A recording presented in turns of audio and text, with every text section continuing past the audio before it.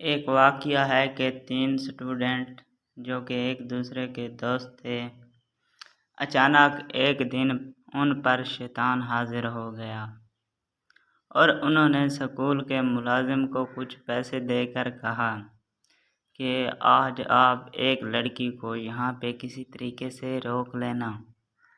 School کا ملازم پیسوں کی لالچ میں آ گیا اور جیسے ہی اسکول کی چھٹی ہوئی تو چھٹی کے وقت اس نے ایک لڑکی کو کہا کہ جیسے ہی آپ کا باپ آئے گا تو میں آپ کو بتا دوں گا، ابھی آپ اندر بیٹھیں۔ لڑکی خاموشی سے اندر چلی گئی۔ جب لڑکی کا والد صاحب آئے تو ملازم نے کہا وہ تو چلی گئی ہے، آپ کی بیٹی تو چلی گئی ہے۔ جب اس کا باپ چلا گیا تو ملازم نے ان لڑکوں کو کہا آپ کا کام ہو گیا ہے، اور ملازم وہاں سے چلا گیا۔ تینوں لڑکوں نے کہا اب ہم باری باری اپنی حواس بجھائیں گے۔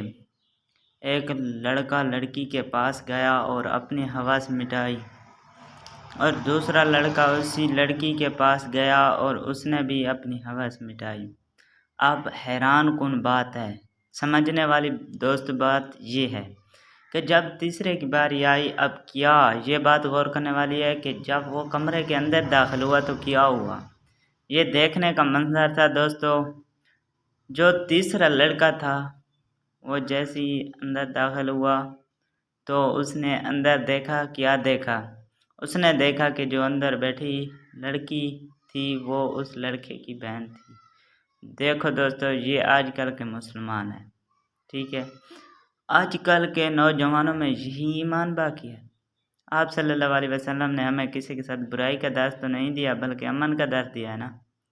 اگر ہم کسی کے ساتھ برا کریں گے تو اللہ تعالیٰ اس سے کا بدلہ ضرور ہم سے لیں گا، اور ہم کسی سے بھی زیادہ مشکل میں اس سے بھی زیادہ مشکل میں ڈالے گا، ٹھیک ہے؟ جب ہم دوسروں کی بہن بیٹیوں کی عزت نہیں کریں گے تو دوسرے ہماری بہن بیٹیوں کی عزت کیسے کریں؟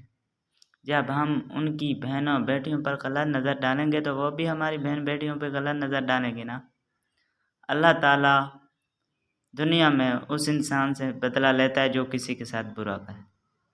دوستو، یہ تھا آپ کے لیے اخلاقی سبق، تو امید ہے آپ نے اس ویڈیو میں کچھ نہ کچھ سیکھا ضرور ہوگا۔